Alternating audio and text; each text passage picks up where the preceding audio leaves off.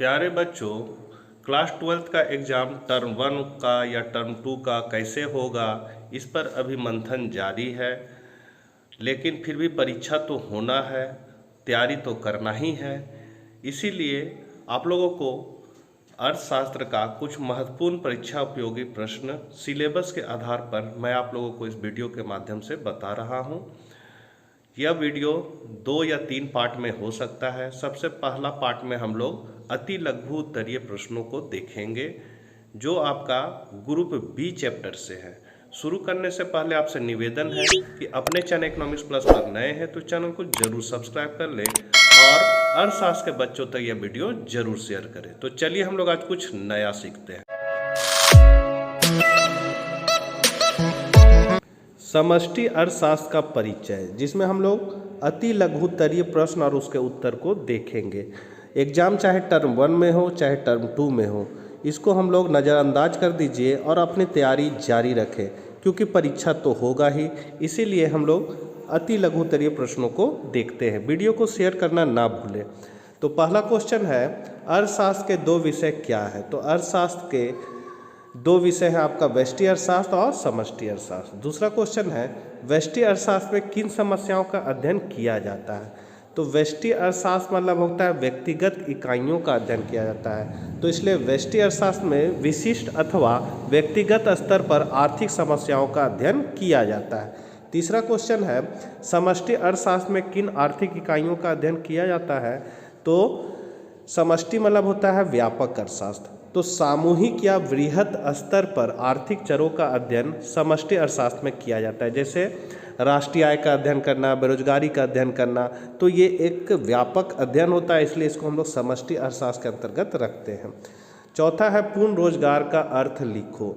तो वह स्थिति जिसमें सभी इच्छुक व्यक्तियों को उनकी रुचि एवं वियोग्यता अनुसार प्रचलित मजदूरी दर पर कार्य करने का अवसर प्राप्त हो जाता है, पूर्ण रोजगार की स्थिति कहलाती है। मतलब हमको काम करने का इच्छा है और हमको काम मिल रहा है, तो वो रोजगार कहलाएगा।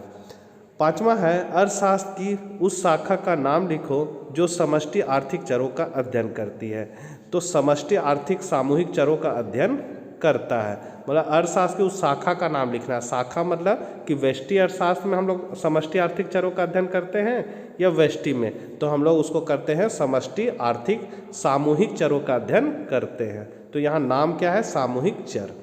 अगला क्वेश्चन है, समष्टि अर्थशास्त्र का विरोधाभास क्या है? तो समष्टि अर्थशास्त्र का विरोधाभास यह है कि जो बात एक व्यक्तिगत आर्थिक चर के बारे में सत्य होती है, आवश्यक नहीं है कि सामूहिक आर्थिक चरों के बारे में सत्य हो।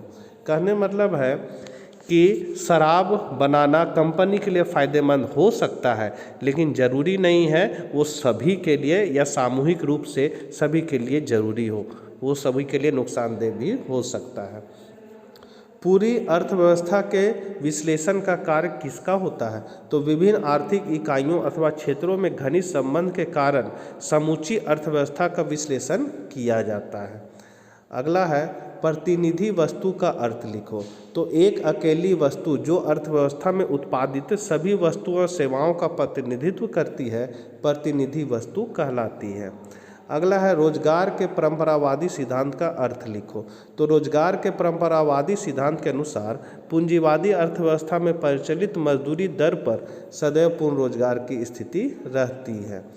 10वां क्वेश्चन, रोजगार के परंपरावादी सिद्धांत के मुख्य बिंदु लिखो। तो पहला है, वस्तु की आपूर्ति अपनी मांग की स्वयं जननी होती है, मतलब मांग अपनी पूर्ति स्वयं पैदा करती है। दूसरा है, एक अर्थव्यवस्था में सदैव पूर्ण रोजगार की स्थिति पाई जाती है। अगला है, समष्टि अर्थशास्त्र की एक सीमा बता। तो समष्टि अर्थशास्त्र में सामूहिक आर्थिक चरों को समरूप माना जाता है, जबकि वे वास्तव में समान होते हैं। अगला क्वेश्चन है, 4 परंपरावादी अर्थशास्त्रियों के नाम लिखो। तो परंपरावादी मतलब पुराने अर्थशास्त्री कौन है? तो डेविड रिकार्डो है, जे.बी. से है, जे.एस. मिल है और अल्फ्रेड मार्शल है।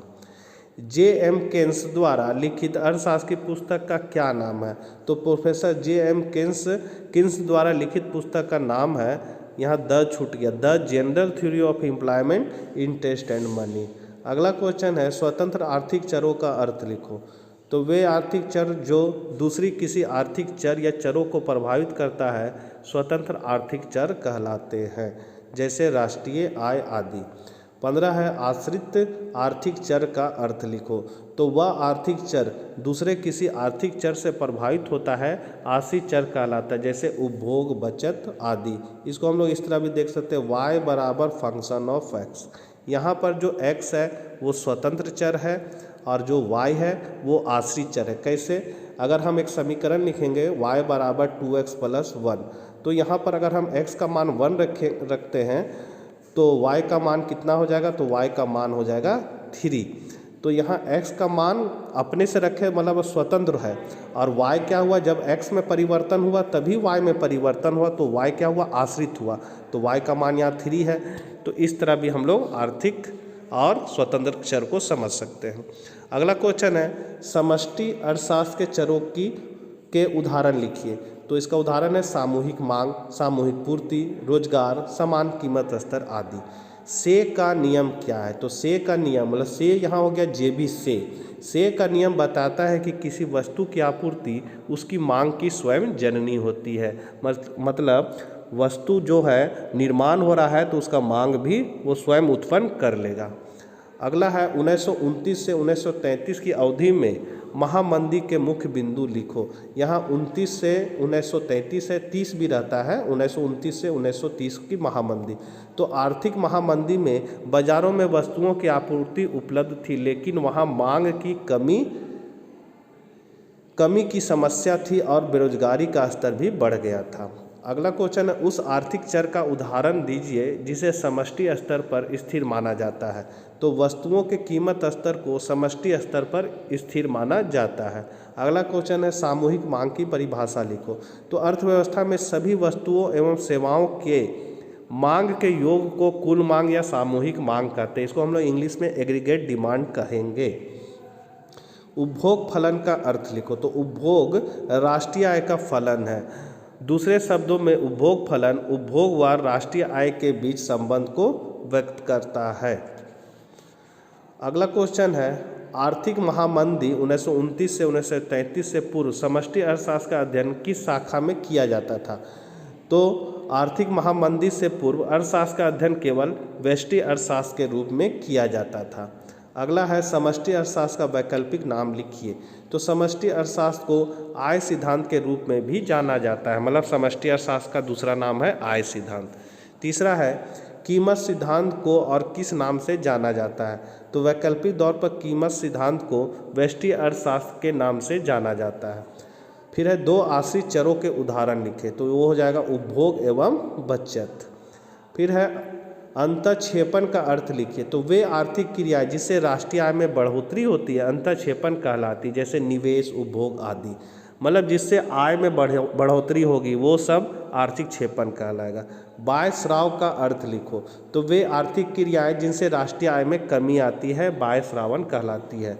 मतलब जिससे आय का ह्रास होता है, आय घटता है, उसको हम लोग बाह्य स्रावन कहते हैं। समष्टि अर्थशास्त्र का उदय किस कारण हुआ? तो केंद्रीय क्रांति अथवा आर्थिक महामंदी के बाद समष्टि अर्थशास्त्र का उदय हुआ। उस आर्थिक चर का नाम लिखो जिसे व्यष्टि स्तर पर स्थिर माना जाता है। तो वो है आय एवं रोजगार स्तर को व्यष्टि पर स्थिर माना जाता है। तो ये थे कुछ अति लघु उत्तरीय प्रश्न के उत्तर। नेक्स्ट वीडियो में हम लोग लघु उत्तरीय प्रश्न के उत्तर और आंसर को देखेंगे। तब तक के लिए आज्ञा दीजिए, मिलते हैं फिर नेक्स्ट वीडियो में। Bye bye.